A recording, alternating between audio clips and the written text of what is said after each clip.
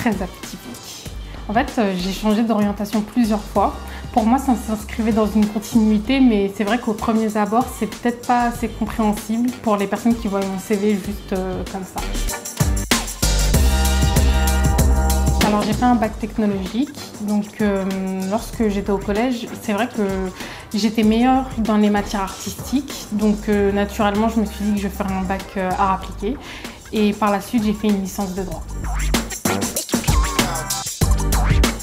Alors j'ai décidé d'intégrer une école de management parce que même lorsque j'étais en licence de droit, en fait, j'ai toujours eu cet objectif d'intégrer une école de commerce, que ce soit pour faire un diplôme de droit des affaires justement, ou un autre diplôme qui a un rapport avec le management.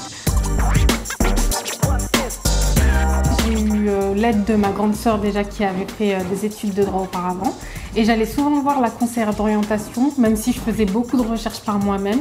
Donc c'est vrai qu'elle m'a beaucoup aidée quand même. On pourrait croire que lorsqu'on passe d'une filière artistique à une filière juridique, qu'il y aurait beaucoup de freins, mais au contraire, j'ai eu beaucoup de soutien. Alors je pense qu'il faut avoir de la curiosité principalement. Donc si on n'est pas curieux et qu'on ne va pas avoir d'autres domaines, je pense que ça ne nous permet pas de réussir. Je pense qu'il faut aussi quand même une capacité de concentration parce qu'on emmagasine beaucoup d'informations. Donc voilà. Alors je pense peut-être plus de conseils quand on est au collège ou au lycée, vraiment.